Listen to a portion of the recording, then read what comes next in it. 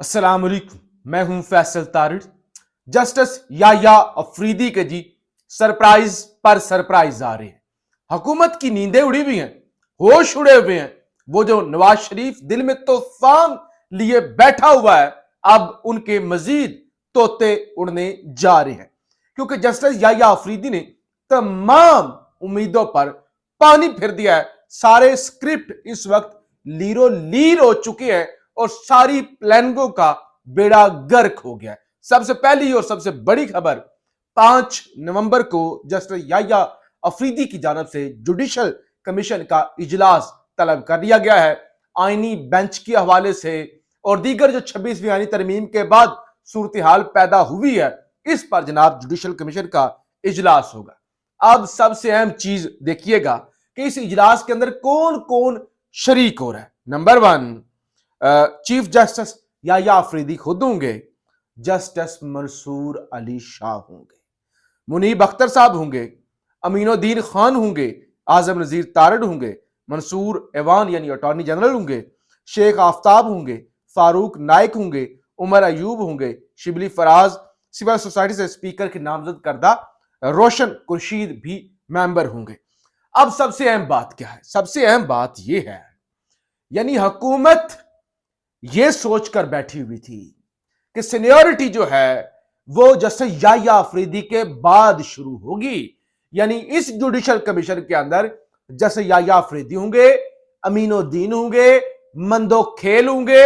यानी seniority chief justice के बाद होगी। यानी जहां से हुकूमत चाहेगी ना, लाइन वहां से शुरू होगी। और अगर ऐसा ना भी हुआ तो हुकूमत की प्लानिंग यह थी कि हम ट्विटर पर ट्रेंड चलाएंगे। हमने गेम ही ऐसी डाल दी है कि जैसे मंसूर अली शाह और जैसे मुनीब अख्तर वैसे ही इस्तीफे देकर चले जाएंगे। तो लिहाजा अब हुकूमत मातम करिए। अब करे क्या? करें क्या? 4 जज हैं सुप्रीम कोर्ट के, जैसे मंसूर, जैसे मुनीब, जैसे याया और जैसे अमीनुद्दीन। क्या आईनी बेंच के सरबराह के लिए अमीनुद्दीन, जिस पर इसने हुकूमत ने मुकम्मल तकिया किया हुआ है, जिसको चीफ जस्टिस बनाने की प्लानिंग हो रही थी, अब ये प्लानिंग हो रही है कि अमीनुद्दीन को हम आईनी बेंच का सरबराह बना देंगे। अच्छा, अमीनुद्दीन क्या अपने आप को वोट करेगा कि मैं अमीनुद्दीन खान अपने आप को वोट करता हूं कि मुझे जो है आप जो है प्रिजाइडिंग जज बना दे, आईनी बेंच का आप मुझे सरबराह बना दे? क्या ऐसा होगा? ऐसा नहीं होगा। अभी तक जो लाइन एंड लेंथ है ना, वो जैसे मंसूर की, जैसे मुनीब की और जस्टिस याया अफरीदी की एक है।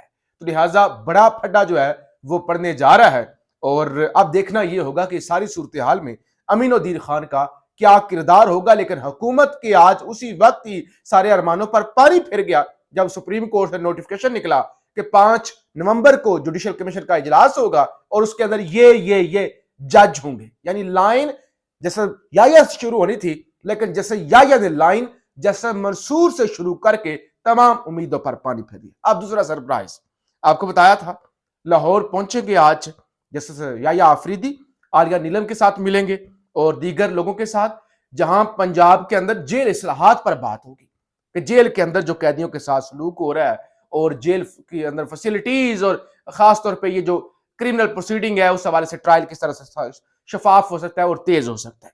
अब उसके अंदर जो सबसे अहम बात हुई कि वहां पे खतीजा शाह भी बैठी हुई थी, पीटीआई की कारकुन खतीजा शाह, जो कि जेल के अंदर भी 1 साल तक रह के आई हैं।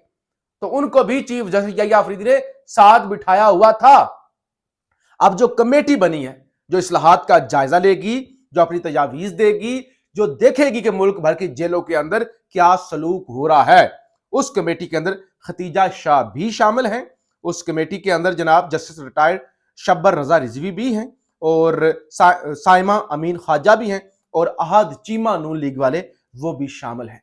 अब बड़ी बात क्या है? सबसे अहम बात यह है कि आज खतीजा शाह की जानब से याया अफरीदी साहब को ब्रीफ किया गया कि इंसदाद दहशतगर्दी की अदालतों के अंदर किस तरह के मुकदमात हैं, किस तरह के जाली मुकदमात हैं, 9 मई का किस तरह से भोंडा ड्रामा रचाया गया और उसके अंदर क्या कुछ किया गया, क्या क्या कहानी डाली गई और किस किस तरह से लोगों को ज़िलो खार किया गया, मुकम्मल अपडेट किया गया। अब आगे एक और सरप्राइज सुन लें, एक और सरप्राइज।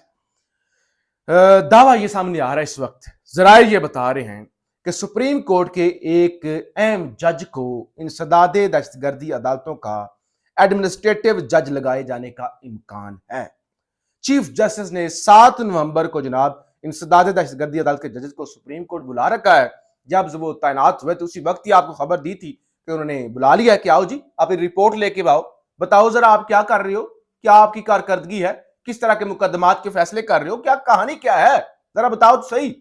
तो अब इसका क्या फायदा होगा कि अगर सुप्रीम कोर्ट का कोई जज, चाहे वो जस्टिस मुनीब होते हैं, चाहे जस्टिस मंसूर होते हैं, चाहे जस्टिस आयशा मलिक होती हैं, चाहे वो जस्टिस अतर मुनिल्लाह होते हैं, एडमिनिस्ट्रेटिव जज लग जाता है तो फिर तमाम जो आपकी एंटी टेररिस्ट कोर्टें हैं, इंसदाद दहशतगर्दी की अदालतें हैं, वो सुप्रीम कोर्ट के जज के अंडर होंगी।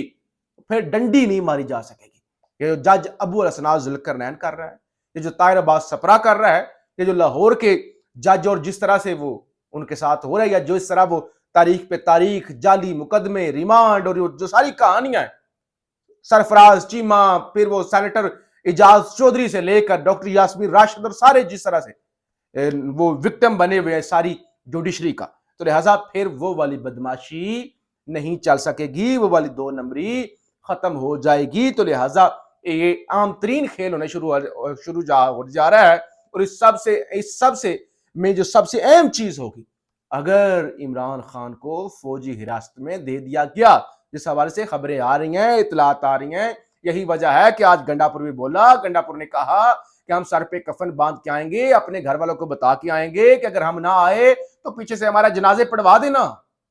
यानी पहले तो गंडापुर की बात सुने, जो गया था डी चौक से और कहा था 2 हफ्तों बाद अच्छी खबरें आएंगी। अब वो कह रहा है कि सर पे कफन बांधेंगे और घर वालों को कहेंगे कि हमारे जनाजे पढ़वा देना अगर हम ना आए।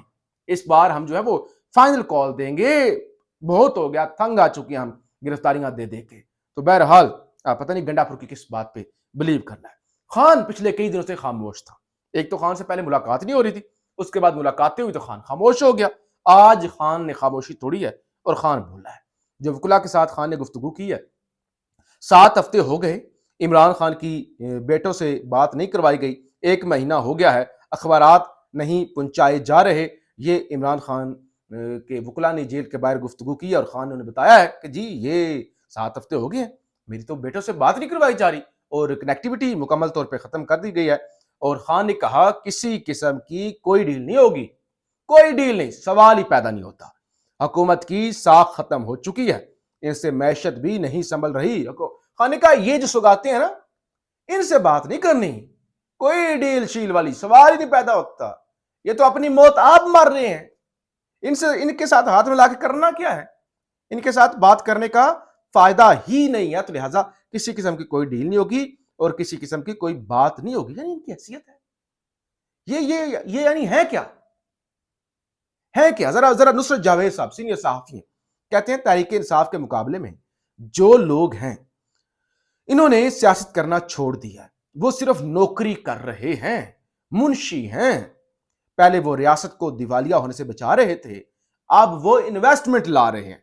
यानी वो तो नौकरी कर रहे हैं, मुलाजिम है, सियासत तो नहीं कर रहे। वो जो नवाज कहते हैं ना कि दिल में तूफान लिए हुए बैठा हूं, छेड़ो मत मुझे, मैं फट गया तो जलजले आ जाएंगे, मैं फट गया तूफान आ जाएंगे, मैं फट गया तो जमीन के पास से ऊपर के नीचे, नीचे वाले ऊपर हो जाएंगे, पूरी दुनिया हिल जाएगी।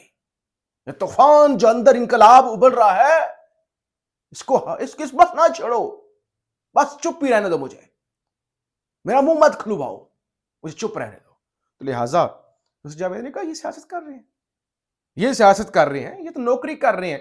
पहले बेच रहे थे कि वो दिवालिया होने से हम रियासत को बचा रहे हैं और आप इन्वेस्टमेंट ला रहे हैं। जिस तरह का दिवालिया होने से बचाया है उसी तरह की इन्वेस्टमेंट भी आएगी। यानी पीआईए कोई खरीदने के लिए तैयार नहीं है, कोड़ियों के दामों भी। और अब टाउट कहना ये शुरू हो गया कि पीआईए 10 रुपए का भी बिकता है ना, 10,000 का बिकता है तो बेच दे। यानी इस तरह से जैसे कि मगरो लाना प्रोग्राम शुरू हो चुका है। बहरहाल अब जो है वो सूरत हाल बड़ी तेजी के साथ तब्दील होती जा रही है। खासतौर पर आज वकुला ने कहा कि छड़ांगे नहीं, तो वो तहरीक भी शुरू हो चुकी है और हुकूमत की मुश्किलात में मजीद इजाफा होने जा रहा है। पाकिस्तान जिंदाबाद।